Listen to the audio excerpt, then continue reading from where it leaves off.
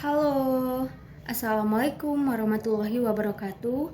Perkenalkan, nama saya Desi Rosidah, NIM 2019 143488, kelas 5M, Kaprodi PGSD, mata kuliah Perencanaan Terpadu, dosen pengampu Ilham Arya Susanto, Master Pendidikan. Baik, di sini yang pertama saya akan menjelaskan model parameter. Pengertian model parameter. Model parameter merupakan pengaturan kurikulum tradisional yang menentukan disiplin ilmu yang terpisah dan berbeda. Artinya model ini memisahkan antara mata pelajaran yang satu dengan yang lainnya, baik waktu pelaksanaan pembelajaran meskipun ajaran tersebut masih dalam interdisiplin ilmu. Kelebihan dan kelemahan model parameter.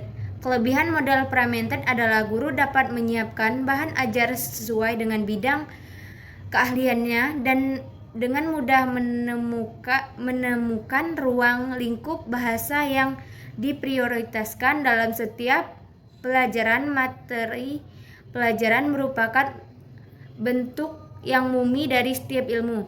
Kelemahan model parameter adalah siswa tidak mampu membuat hubungan yang berkesinambungan antara macam bidang ilmu yang berbeda, sehingga mereka tidak mampu membuat hubungan secara konsep dan dua mata pelajaran yang berbeda. Cara model parameter. Model ini bisa dipakai di sekolah dasar, akan tetapi bisa banyak memakan waktu, tetapi penting untuk menyelamatkan siswa. Misalnya, ada siswa yang tidak bisa membaca. Siswa tersebut bisa diparameter diguna lain parameter, yaitu untuk diimplementa jika pembelajaran di kelas tidak boleh menggunakan model parameter ini. Yang kedua, model connected. Pengertian model connected merupakan model terhubung. Ini lahir dari adanya gagasan bahwa sebenarnya dalam setiap pembelajaran berisi konten yang berkaitan antara topik dengan topik, konsep dengan konsep, dapat diartikan secara eksplisit. Connected adalah pada keterkaitan dalam keseluruhan bidang keterkaitan, mengaitkan tugas pada antara konsep, keterkaitan antara keterampilan, mengaitkan tugas pada hari ini dengan selanjutnya, bahkan ide-ide dipelajari pada tugas semester dengan ide-ide yang dipelajari pada semester berikutnya dalam suatu bidang studi. Kelebihan dan kelemahan model connected.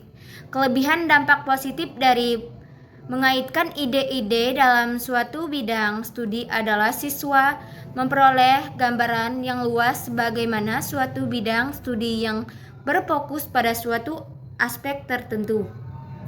Kelemahan tidak mendorong guru untuk bekerja secara tim sehingga isi pelajaran tetap berfokus tanpa merentakkan konsep-konsep serta ide-ide antar bidang studi. Penggunaan model connected. Dalam proses pembelajaran mengajar, model connected digunakan untuk menghubungkan beberapa materi atau kompetensi tertentu, juga memiliki karakteristik yang saling berkaitan dengan tetap berdoman pada standar kompetensi dari kompetensi dasar. Yang ketiga, model nested. Pengertian model nested. Pengertian model nested adalah pembelajaran yang mengintegrasikan kurikulum di dalam satu disiplin ilmu secara khusus, meletakkan fokus penginteraksian pada sejumlah keterampilan belajar yang ingin dilatihkan oleh seorang guru kepada siswanya dalam suatu ini pembelajaran untuk ketercapaian materi pembelajaran. Kelebihan dan kelemahan model nested. Yang pertama, guru dapat memadukan beberapa keterampilan sekaligus dalam pembelajaran satu mata pelajaran. Yang kedua, pembelajaran semakin berkembang dan diperkaya dengan menjaring dan mengumpulkan sejumlah tujuan dalam pengalaman belajar siswa. Kelemahan model nested dengan mengumpulkan 2, 3, atau 4 target belajar dalam satu latihan mungkin membingungkan siswa jika mengumpulkan tidak dilakukan secara hati-hati. Prioritas konseptual dari latihan mungkin menjadi tidak jelas karena siswa diarahkan untuk melakukan banyak tugas belajar pada waktu yang bersamaan. Model nested ini sangat cocok digunakan guru yang mencoba menanamkan keterampilan berpikir yang keterampilan komparatif dalam latihan-latihan mereka. Penggunaan model nested. Model nested sangat cocok digunakan guru yang mencoba menanamkan keterampilan berpikir dan keterampilan kooperatif dalam latihan-latihan. Mereka menjaga tujuan isi tetap pada tepatnya, sementara menambahkan fokus berpikir dan keterampilan sosial akan meningkatkan pengalaman belajar secara keseluruhan. Yang keempat, model sequenced.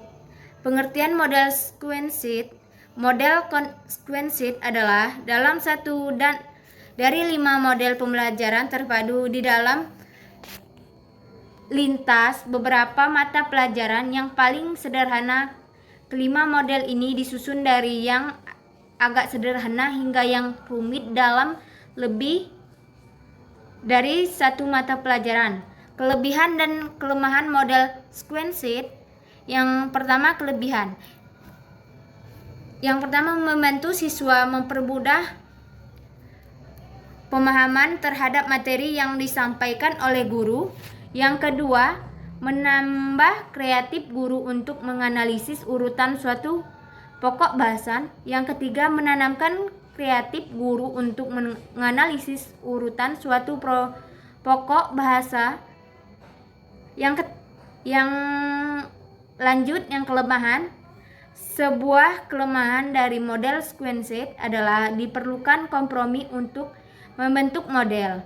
Guru harus mengalah pada otonomi dalam membuat urutan kurikulum karena guru harus bermitra dengan yang lain. Artinya guru tidak boleh menang sendiri atau mementingkan diri sendiri. Namun guru harus banyak mengalah karena dalam penggunaan model ini melibatkan 2 guru yang bermitra.